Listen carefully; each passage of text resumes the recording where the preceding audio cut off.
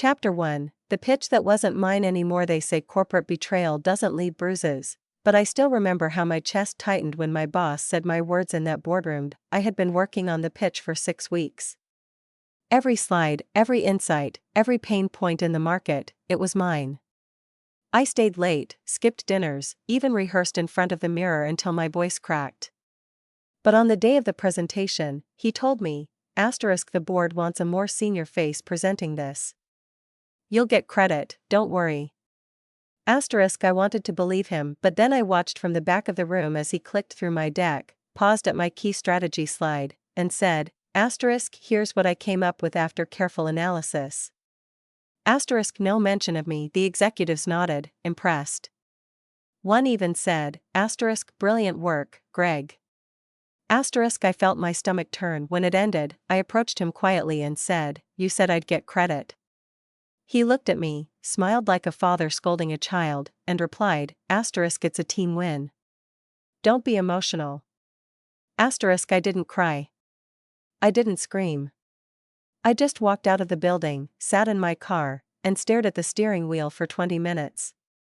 Then I pulled out my phone and started rereading the non-disclosure clause in my contract. IT was weak, and that was my first glimpse of leverage. Over the next few days, Greg basked in the glow of his presentation. I got a quiet well done from a few colleagues, but nothing else. No official recognition. No email. No raise. Not even my name on the project file. That weekend, I drove out of town. I needed space to think. I sat at a quiet cafe in a city where no one knew me and started writing down everything: dates, emails, file versions, my first drafts. I built a digital archive, like a legal insurance policy. By the end of that weekend, I wasn't just angry, I was calculating, and that's when I remembered something. Greg had a long-term grudge with a rival CEO. They once worked together, until Greg sabotaged him for a promotion. I wondered, what would that CEO pay to have the strategy Greg just invented working for his side instead? It was just a thought, but thoughts are how revolutions begin. Chapter 2. The rival's number. I didn't sleep much that night. It wasn't just the betrayal, I'd seen that kind of thing before in corporate. It was the smugness. The condescension. The way Greg made me feel like I should be grateful for being invisible. By Monday morning, I had made my decision. I wasn't going to whine.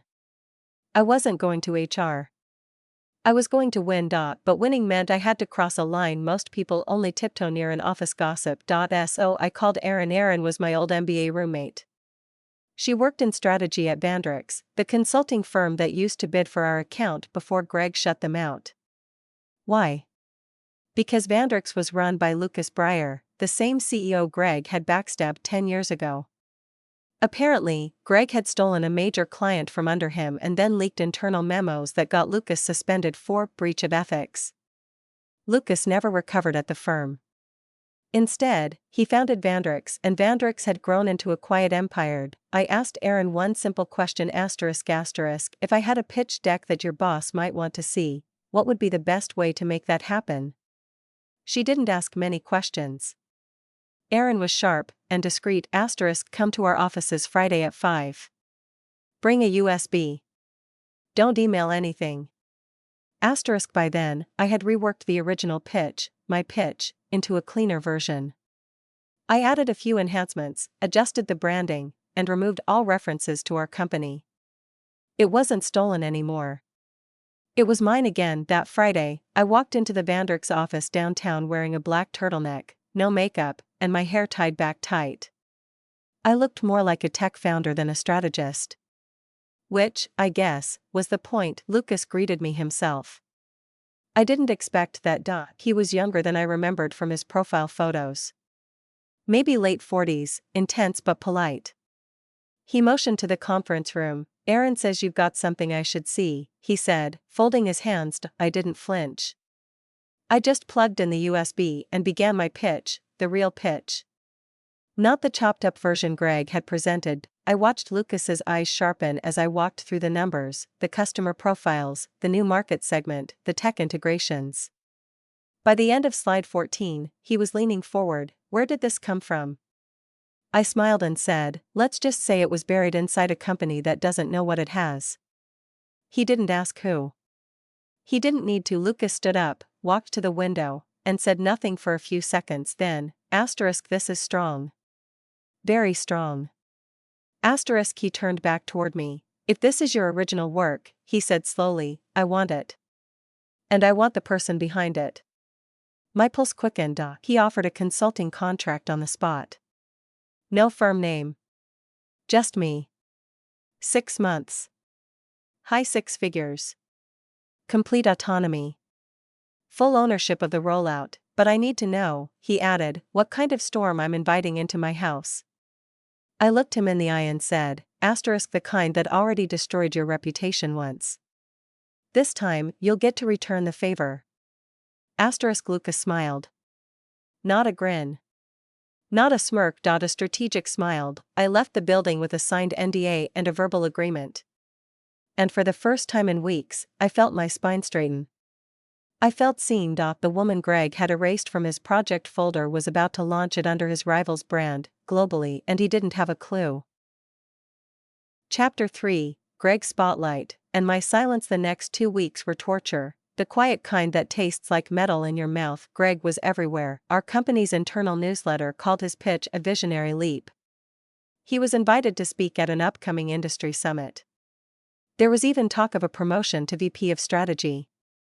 And every time his name was mentioned in those glowing write-ups, I was reminded of the slide I made at 3 a.m. while eating cold noodles on my couch. He didn't just steal my work, he stood on it like a stage. I smiled and congratulated him when we passed in the hallway. My emails were polite. I played small. Invisible. Exactly the way he preferred me, because he wasn't the audience anymore. Vandrix was preparing the rollout. They'd moved faster than I expected. Lucas brought in a lean team, 2 product leads, 1 marketing strategist, and me. Just me. Not my company, not my boss, not even Aaron. Just the woman with the blueprint. By day, I played my usual role. PowerPoint tweaks.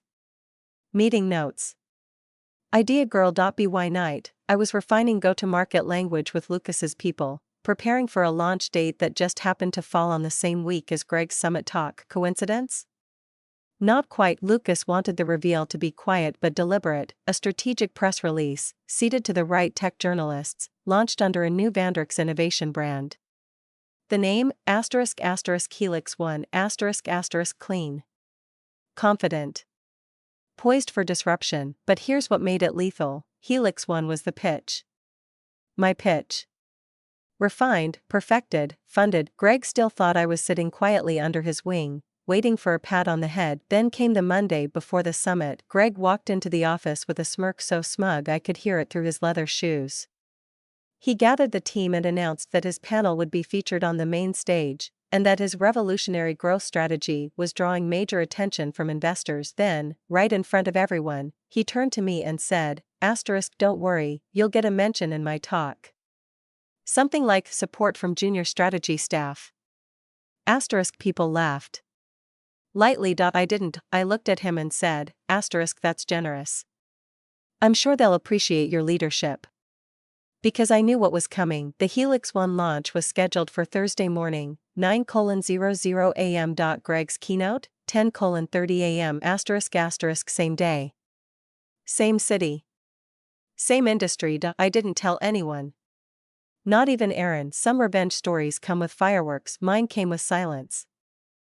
Chapter 4, the launch heard in the lobby. Thursday arrived like a loaded gun in a velvet box. I flew in the night before, staying at a small boutique hotel a few blocks from the summit venue. Lucas had insisted I be present, not on stage, not in the media, but in the room, watching. He said, you deserve to witness it. Helix 1 was set to go live at 9:00 a.m. sharp. The PR team scheduled a press drop across 6 major tech outlets, time to hit just before the summit's morning coffee break. The final version of the deck was flawless. We had stats, we had projections, we had a product page with live sign-up capability. Meanwhile, Greg had no idea. At 8:55 a.m., I stood in the hotel lobby, phone in hand, thumb hovering over the refresh button. I was wearing a simple navy pantsuit. No badge. No company lanyard. Just another early attendee, sipping hotel coffee and scrolling like everyone else. Then the articles dropped. Point one by one asterisk Vandrix unveils Helix 1, a new era in cross-sector optimization. Lucas Breyer strikes back with silent innovation powerhouse. This woman's strategy could reshape B2B consulting, and she's staying quiet, for now. That last headline stopped me cold. They hadn't named me. But they knew. Within minutes, the summit's private Slack channel lit up. Screens flashed open in the registration line. I saw two junior VCs holding their phones, one whispering, "Is this what Greg's talk is about?" Oh, sweet irony. At 10:10 a.m., I entered the summit lobby and positioned myself near a cafe station just outside the main ballroom. Greg's keynote was moments away. I watched him arrive. He was buzzing, practically glowing in that too-tight charcoal suit. A few people stopped to shake his hand. One of the organizers gestured him over and whispered something. I couldn't hear what she said, but I saw Greg's eyebrows lift. Confusion. Then concern. He pulled out his phone. Checked something. Paused. His body language changed. That slick confidence melted into something tighter, smaller. He walked faster toward the ballroom. No more handshakes. No more small talk. 10 minutes later, I stood just outside the door as his voice echoed through the speakers. He started his keynote, the same one he'd stolen from me. Same framing. Same pain points. Same vision. But now it sounded dated. Because Helix 1 wasn't coming, it had already arrived. Publicly. Credibly. Funded and real. Halfway through his talk, I heard murmurs. The panel moderator interrupted with a question. How does this align with Vandrix's launch this morning? Looks like they beat you to it. Greg froze, literally dead air. 3 full seconds. Then a laugh, tight and unconvincing. I haven't seen the details, he said. But I'm sure our positioning is complementary. I slipped away before the talk ended. Outside, I got a text from Lucas ***, perfect hit. He looked like a ghost. No lawsuits. No confrontation.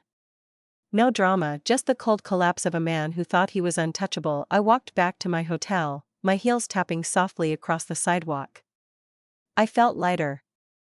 Taller. Like the story had finally turned a corner, but the real power wasn't in what I'd done, it was in what I hadn't said. Chapter 5, What I Built in the Silence. Greg never reached out, not a call. Not a text. Not even a passive-aggressive email. He returned from the summit quieter. Smaller.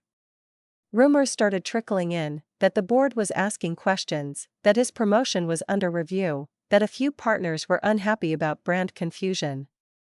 And then, 3 weeks later, came the internal memo: Greg was stepping down to pursue new ventures. No fanfare. No farewell party. Just deleted from the org chart. Meanwhile, I had already started building something better. Lucas and I agreed, Helix 1 would become its own division under Vandrix, an experimental, innovation-first lab. My role wasn't just consultant anymore.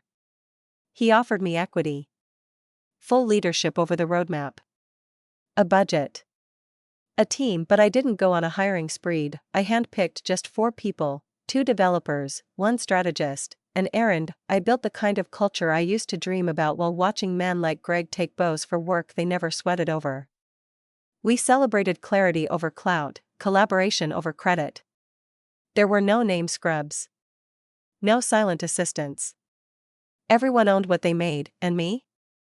I finally stopped apologizing for being ambitious and quiet at the same time. The first major client Helix 1 signed was a Fortune 100 company Greg had tried, and failed, to woo for years. When the deal was announced, one of the journalists wrote, "It's poetic that a woman whose work was once erased now leads the product redefining the game." I saved that article not to gloat. Just to remember, I never publicly told my side of the story. Never named names. Never burned bridges. But inside my private archive, the one I built on that lonely weekend after Greg stole my pitch, I added one final slide. Sometimes revenge doesn't scream. It scales. And when people ask me now, "How did you get here?" I smile and say, "I let someone else take credit, just once."